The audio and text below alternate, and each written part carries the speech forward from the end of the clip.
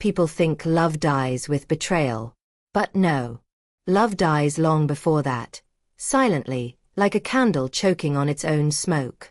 I've watched it many times, sitting here in my garden, fingers tracing the ridges of time on my walking stick. And I remember each face, each story. Some, like Mariana's, still echo in my bones. She came to me on a windy Thursday. I could tell by the way the wind curled around my porch that something wasn't right. That wind doesn't lie. It carries the scent of unrest. Mariana's steps were hesitant, her breath shallow like someone who had been crying but didn't want to admit it. I didn't need eyes to see she was in pain. I felt it in the air. Heavy. Like a heart full of words left unsaid. I don't know what's happening to him, she said, sitting beside me on the bench I keep for those who come broken. Valerie. He's not the same. He's colder. Shorter with me. Distant. I turned my head toward her voice. Tell me everything. She began. Her voice, soft at first, gained shape as the story unraveled. They had been together for almost a year. Not just together. Living together. She loved him, not with the fluttering heart of a schoolgirl, but the steady, practical love of a woman who had chosen her partner and built a life around him. She believed they were on the brink of something permanent, even dreamed of their wedding. Then came his birthday. She threw a party, nothing extravagant, but heartfelt. She decorated the flat with balloons and ribbons, cooked his favorite meal, and invited a few close friends. One of them was her best friend, Yaroslava. The kind of woman who wore expensive perfume and laughed like she knew secrets. Mariana trusted her. Of course she did. It was a perfect evening, she said. He smiled so much that night. I thought I did everything right. But the very next day, Valerie changed. He's moody now. Sharp with me. Snaps over the smallest things. I asked him if something was wrong, and he just said work is stressful. But I feel like there's someone else. I can't explain it. I just feel it. I nodded slowly, absorbing the vibration of her fear. Do you love him? I asked. With all my heart. Then listen to me closely, I said, placing my hand over hers. He has no other woman. Not in his heart. But something else has entered your home. I feel it. The breath of another woman. It clings to your walls. It sleeps in your bed. You must remove it, or it will rot everything you've built. She went silent. You don't believe me yet, I said gently. But you will. You'll see something that doesn't make sense. A sign. When you do, return to me. She nodded and left, her mind a swirl of doubt and love and fear. Mariana returned to her apartment with a new lens. She tried to act normal, but now everything looked suspicious. Valerie didn't meet her eyes as often. He didn't ask about her day. When she tried to bring up the wedding, he brushed her off. Still she tried. She set the table with care that evening, cooked a simple dinner, and waited. When he arrived, he looked exhausted. She hesitated before speaking, but finally asked, "Are you okay?" He gave a tired smile. Just a lot on my plate. But, about the party. I liked it. I know I didn't say it enough, but it meant a lot. A flicker of hope sparked in her chest. I want to do something for you too, he continued. Something big. She leaned in, heart pounding. Like what? He reached into his pocket and pulled out a small velvet box. Will you marry me? Her breath hitched. Of course she said yes. In that moment, she forgot everything. The coldness, the doubt, the fear. Her heart ran ahead of her mind. That night, they held each other, and she believed things were turning around. But happiness is fragile. And the breath of another woman is persistent. The next morning, Valerie was different again. Distant. Impatient. He scolded her for not picking up his suit from the cleaners. How can you forget something so simple? He snapped. I have a regional conference tomorrow, and now I'll look like a slob. I'm sorry, she whispered. I lost track of time. You're always working late, the house is a mess, and you still think you're ready to be a wife? The words cut. But Mariana didn't cry. Not in front of him. She just nodded and quietly tidied the table. He left in a rush, slamming the door behind him. Mariana stood in the silence, her chest tight, staring at the door long after he was gone. Maybe it was stress. Maybe the pressure of work and the upcoming wedding were weighing on him. That's what she told herself. She packed a small bag and left for a brief business trip the next day. She hoped the distance would help. That he'd miss her. That they'd reunite with soft words and stronger love. But when she returned, no one was waiting at the station. No message. No missed call. Nothing. She called Valerie. His phone was off. So she called Yaroslava. Of course I'll pick you up, Yaroslava chirped. Men, right? She arrived in her car, hugged Mariana tightly, and drove her home. They chatted casually. Yaroslava offered to come in for tea. Mariana agreed, needing company more than she realized. They sat on the couch, laughing over sweets from Lviv. And that's when she saw it. Yaroslava took off her coat, revealing a sleek, stylish blouse, the one Mariana had admired weeks ago. But this time, something was missing. A button. Mariana froze. That morning, while making the bed, she'd found a button. Not one of hers. Not from any of Valerie's clothes either. It was small, dark, and glossy. Just like the one missing from Yaroslava's blouse. The laughter drained from her lips. She stared at Yaroslava, who didn't notice. Who smiled, oblivious, or maybe pretending to be. Mariana's mind reeled. The breath of another woman. The walls had been whispering. And now, the proof lay before her. She didn't say a word. Not yet. But in her soul, something broke. She went to bed that night beside Valerie, silent, awake. She wanted to scream, to ask, to throw him out. But her heart wasn't ready to let go. Instead, she waited for morning. And then, she came back to me. When Mariana returned, her footsteps were different. Heavier. Slower. Like each one carried the weight of a question she was afraid to ask. She didn't sit right away. Just stood near my gate, clinging to the silence. You were right, she whispered. I knew that already. I could hear it in her breath. She helped decorate the party, she continued. She blew up balloons, tied ribbons, laughed like she belonged there. And now, I found a button. Her button. In my bed. She sat beside me, trembling. I didn't want to believe it. But now I can't unsee it. I think she's been with him. While I was away. In our home. I took her hand. It was cold and damp like morning grass. The breath lingers, I said. Because you didn't do what I told you. You removed the balloons, yes. She nodded. But not the words. I didn't say the incantation. He came home just as I started and I got scared. I turned my face toward the wind. It smelled like regret. You must finish what you started. Or it will fester. She blinked. Do you still think there's hope for us? Only if you remove her completely. The breath. The memory. The claim she made when you weren't looking. I gave her instructions again. The ritual wasn't complicated.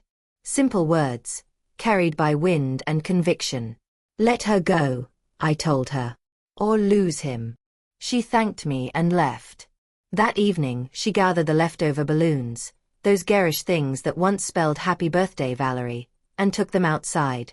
She stood alone beneath a sky that refused to weep, the air heavy with unspoken things. She raised her arms and whispered. To the four corners of the earth. Take the spirit of the temptress. I release you. I take back my peace. And just as she let go, his voice shattered the moment. What are you doing? She jumped. Throwing away old decorations. He frowned. A week later. You said to clean up. He narrowed his eyes but said nothing more. Come inside. Inside, the air didn't feel lighter. Not yet. She had done the ritual, but the house still trembled with secrets. That night, he asked to talk. I'm sorry, he said, voice strangely hollow. I made a mistake. Mariana's breath caught. Her heart dared to hope. But I'm not ready for marriage, he continued. We need a break. The words landed like stones in her chest. A break, she repeated.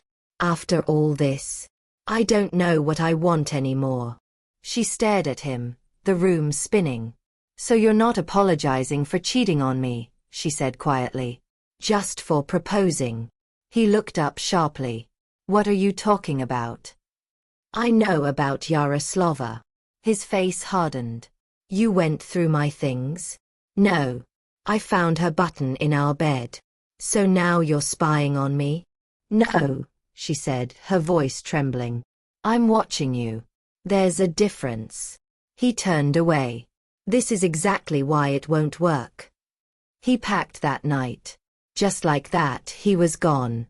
Mariana didn't cry. Not at first. Not until the next morning, when she found his toothbrush still in the holder. That's when it hit her. Love had left the building. And he took the warmest parts of her with him.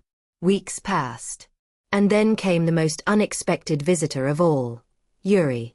Yuri, who had been Yaroslava's fiancé. Yuri, who once helped carry the birthday cake and hung streamers with Valerie. Yuri, who now sat beside Mariana in her quiet apartment, both of them bound by betrayal. I heard about what happened, he said softly. She cheated on me too.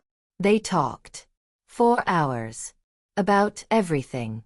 About nothing. About pain and how it sometimes makes strangers into allies. Days turned into weeks. And somewhere in those long conversations, comfort began to grow. Mariana didn't love him. Not then. But she laughed again. And that was something. Yuri was kind. Steady. He didn't make grand promises or speak in poetry. But he showed up. And that mattered more. I got promoted, she told him one day, her voice tinged with wonder. Head of the insurance department. He beamed. Let's celebrate. They went out for drinks. Nothing fancy. But when he raised a glass to her success, she felt something stir. A sense of stability. Of possibility. You're doing great, he said. Better than most. I still feel like I'm pretending, she admitted. Like I'm borrowing someone else's life. It fits you well, he said. That night, he kissed her. Softly. Like asking a question. And she didn't say no. Starting over sounds romantic until you're the one sweeping up the broken pieces. Mariana never planned to fall in love again. Not after Valerie. But pain doesn't make us immune. It just makes us cautious. And Yuri felt safe. Like dry land after a storm. He never asked questions she wasn't ready to answer. He didn't try to fix her. He simply stayed. And sometimes, presence is the only healing that works. They began spending evenings together. Long dinners, silly comedies, deep talks on her balcony until the stars blinked sleepily above. He brought her flowers, but not roses. He brought wildflowers, messy and vibrant, like someone had plucked them straight from a forgotten meadow. Why these? She once asked. Because they look like you, he answered, unexpected and full of color. It wasn't passion, not yet, but it was peace. And after everything, peace felt miraculous. She was honest with him. About her fears. About the betrayal. Even about the ritual. I know it sounds strange, she said. But my grandmother always said a woman's breath lingers. That if another woman leaves her energy in your home, it can poison everything. Yuri didn't laugh. He didn't mock her. He just nodded and said, then we'll fill the space with something better. He took her on small road trips, nothing extravagant. A lake here. A village there. And then, one evening over pasta and candlelight, he said, let's go away. Somewhere far. Mariana blinked. Like where? Mexico. Her fork froze mid-air. That's a long way. I want to give you something beautiful. A memory that's ours. Her first instinct was fear. Big trips, big commitments, big hopes, they all reminded her of Valerie. But Yuri wasn't Valerie. So she said yes. They started planning. Picking hotels, choosing swimwear, debating whether to snorkel or scuba dive. He was so happy, and for the first time in months, she let herself believe that maybe, just maybe, she could be too. Until the day the air shifted again. It was a Wednesday. She finished work early and decided to surprise Yuri with his favorite pastries. She imagined them sharing coffee, laughing, maybe even planning excursions. She had even bought sunscreen that smelled like coconut and promises. But when she walked into her flat, she immediately knew something was wrong. The scent was too sweet. Not food. Not flowers. Perfume. Expensive. Sharp. And unmistakably familiar. Her chest tightened. She dropped the pastry bag on the table and walked silently toward the bedroom. The door was ajar. Inside, voices. Muffled. Laughing. Then silence. She pushed the door open. Time didn't stop. It just shattered. Yuri. Half-dressed. Yaroslava. On the bed. Wearing the same blouse she'd worn that day in the car. The one with the missing button. The one Mariana had found in her own bed weeks ago. They both froze. Like children caught stealing. Mariana said nothing.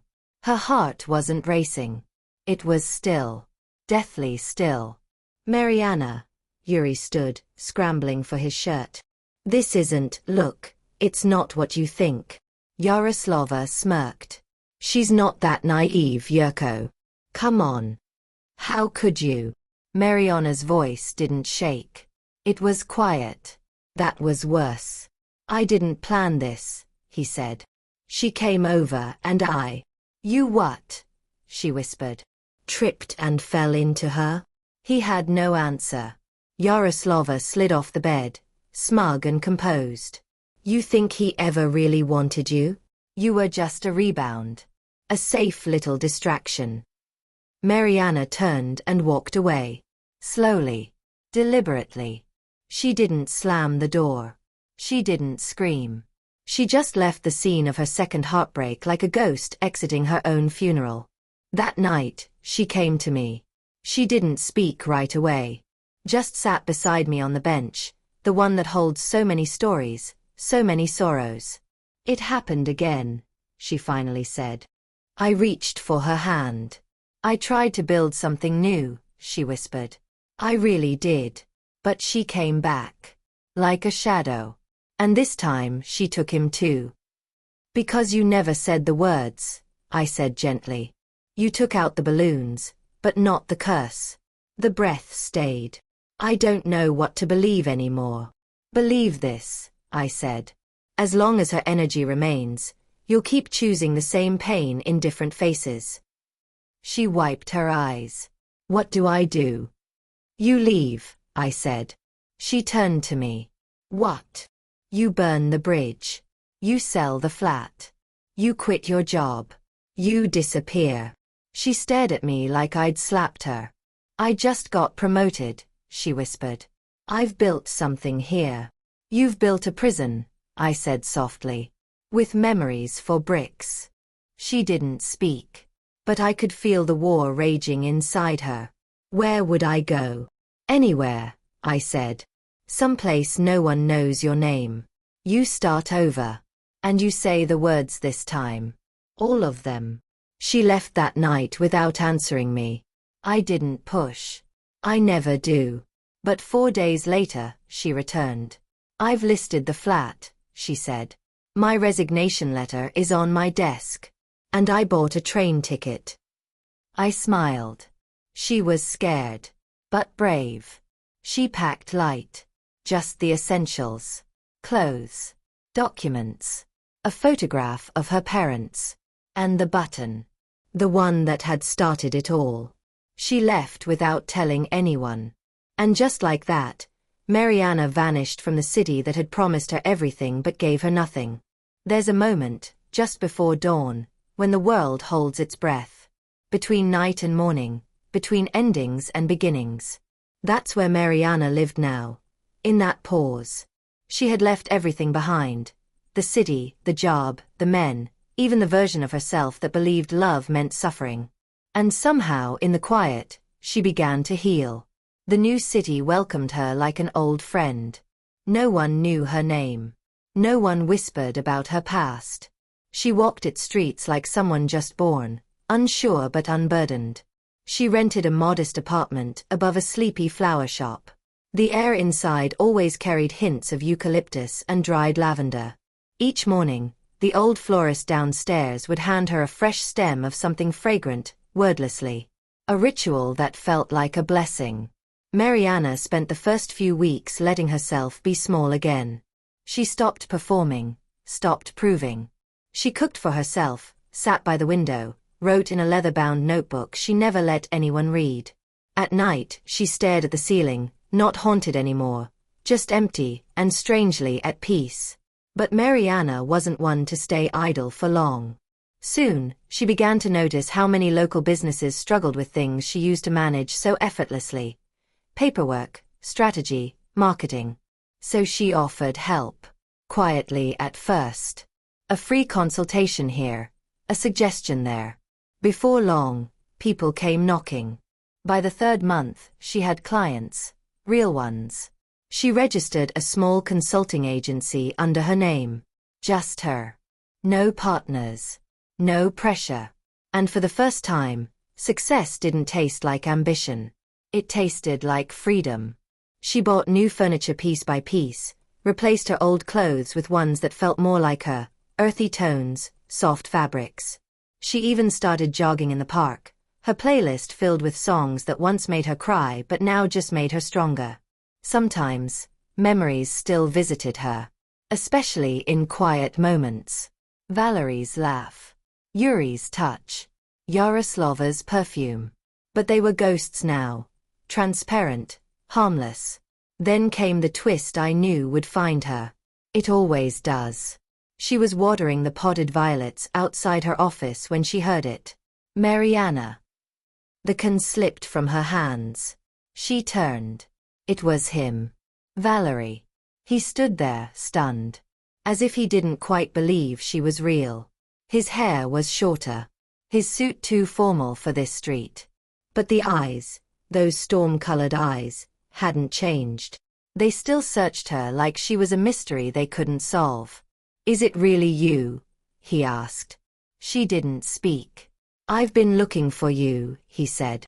"Everywhere." Her voice was calm when it came. "Why?" "I transferred here for work.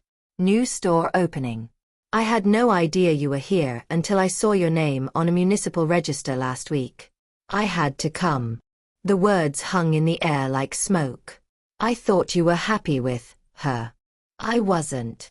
I thought I wanted something easy. But it was empty. A mistake. One I've regretted every day since." "You left me," she said softly. "After proposing. After lying. After letting her into our bed. I was scared. Of love. Of responsibility. But losing you showed me what fear really is." He stepped closer, hands trembling. "I want to try again. I know I don't deserve it. But I had to say it." She looked at him. Really looked. He wasn't the man who broke her. He was just a man, flawed, ashamed, trying. But could she trust him? That night, I dreamed of her again. We sat in my garden, where violets grew beneath the moonlight. "I don't know what to do," she told me. "You've done the hardest part already," I said. "You left. You healed. You found yourself. Now the choice is no longer about him. It's about you. What if I let him back in and it all happens again? Then you'll survive it. Because now, you're stronger. But ask yourself, do you still love him?" She was quiet. Then, "Yes. I do. But I love myself more now. Then love from that place. Not fear. She woke up with the sunrise in her chest. Valerie waited. They started slowly. Conversations over tea. Walks in the city. No grand declarations. Just presence. He apologized, genuinely, without justifying. He admitted he'd been a coward. That losing her was the only thing that had made him grow. Mariana didn't give in easily. She asked hard questions. Drew clear boundaries. But something in her had shifted. She wasn't that girl anymore. She was a woman who had walked through fire and built her home from the ashes. And so when he knelt again, this time not with a ring, but with a letter handwritten and raw, she didn't cry. She said yes. 2 months later, they married. Not in a grand hall, but on a beach. Just them, the sea, and a sky that promised nothing but truth. She wore a dress the color of sand. He wore no tie. They read vows they wrote themselves. When they kissed, the waves applauded. Back in the city, they moved into a new apartment, neutral ground. She kept her business. He supported her without question. And every week, she brought home violets. For me. Because sometimes, the ones who leave come back not to wound, but to rebuild. And sometimes, it's not about forgetting the past, but finally being free from it.